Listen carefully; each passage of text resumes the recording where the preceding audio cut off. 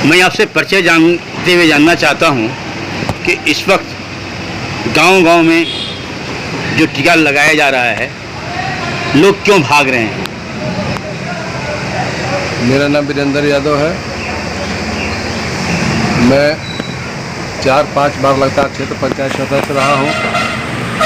मेरी माँ लगातार 25 साल से प्रधान रही है और मैं इसमें ब्लॉक प्रमुख प्रतिनिधि वर्तमान हूँ। जो आपने सवाल किया कि क्यों लोग भाग रहे हैं, कि पूरे देश के लोग को किसी का इस सरकार पर विश्वास ही नहीं रह गया है। ये सरकार कहती है कुछ और, करती है कुछ और जो वैक्सीन लगाने की बात चल रही है, लोग डरे हुए हैं कि वैक्सीन लगवाया जाए कि न लगवाया जाए। वैक्सीन से लोग अधिकतर समझ रहे हैं कि वैक्सीन नुकसान करेगा। हम एक फैलाया जा चुका है, मीडिया वाले इतना बढ़ चढ़ करके बात कर रहे हैं, इसमें एक भ्रम बना हुआ है। तो ये भ्रम कैसे पैदा हुआ? ये भ्रम पैदा हुआ शुरू में मोदी और योगी से। अच्छा, सीधी बात है, मोदी और योगी से। अच्छा, क्योंकि ये जब वैक्सीन बना तो पहले तो लोग लगवाए नहीं, हाँ, जांच कराते रहे कि वास्तव में वैक्सीन सही है कि नहीं सही। खुद इन लोगों को विश्वास नहीं था कि वैक्सीन सही है कि नहीं है।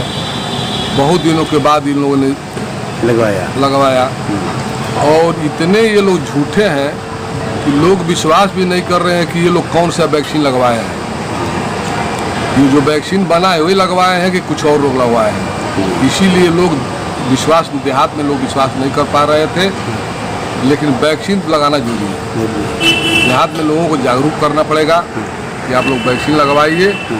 ये जो सरकार, जागरूकता में भी कमी है, भी बिल्कुल कमी है, क्योंकि सरकार पर किसी का विश्वास ही नहीं हो रहा है। और इन लोगों ने जो तबलीगी कहा बम वगैरह करके, उससे असर पड़ा क्या? ये तबलीगी जमात जो मैंने जो कोरोना फैला था, ये इन लोगों का एक भ्रम फैलाया अथवा हिंदू मुस्लिम का ये लोगों का एक नारा था कि ये तबलीगी लोगों से हुआ है और इसके जिम्मेदार खुद नरेंद्र मोदी जी गए अमेरिका में, ट्रंप को लेकर के आए और सारा रोग वहीं से फैलाई है। लेकर के कलकत्ता से लेकर के और गुजरात से लेकर के बम्बई तक घूमे और वहाँ पर अमेरिका में रोगी ज़्यादा थे। रोग हम लोग के देश में भी आया और रोग फैलता गया।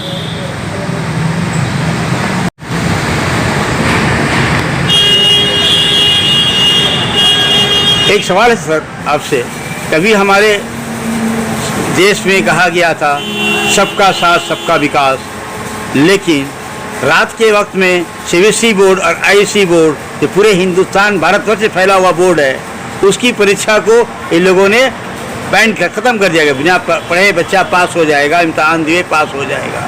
लेकिन वहीं उत्तर प्रदेश, जो बहुत बड़ा प्रदेश है, बच्चे परीक्षा दे रहे हैं और उनको कहा गया कि नहीं, आपको इम्तहान देना पड़ेगा। सबका साथ सबका विकास हुआ कि नहीं हुआ? ऐसा है कि सरकार का एक नारा था, सबका साथ सबका विकास। तो इस सरकार के द्वारा सबका विनाश हुआ है।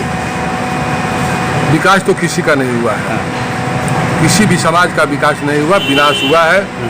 और ये जो सीबीएसई बोर्ड की और आईएससी बोर्ड, हाई स्कूल की परीक्षा जो इंटर की है यहाँ पर, इंटर बोर्ड की, ये दोनों में एक केंद्र सरकार से संचालित होती है, एक प्रदेश सरकार से संचालित होती है। एक के मालिक मोदी जी हैं और एक के मालिक योगी जी हैं। अब ये दोनों नेता, एक नेता कह रहे हैं कि परीक्षा नहीं होगा और एक योगी जी हैं, ये कह रहे हैं कि परीक्षा होगा।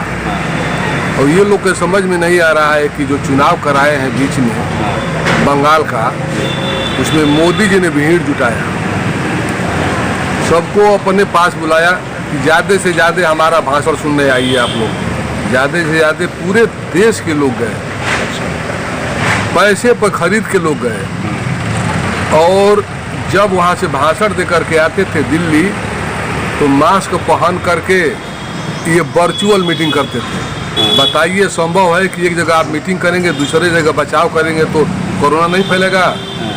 कोरोना, ये जो प्रदेश का चुनाव योगी जबरदस्ती कराए हैं, कोरोना फैलने का विशेष कारण ये भी रहा है क्योंकि ये चुनाव नहीं होना चाहिए था। क्यों? जिला पंचायत का अधिकार आपने ले लिया था, क्षेत्र पंचायत का भी अधिकार आपने ले लिया था, प्रधान का भी अधिकार आपने ले लिया था, तो क्या जरूरी थी चुनाव कराने की?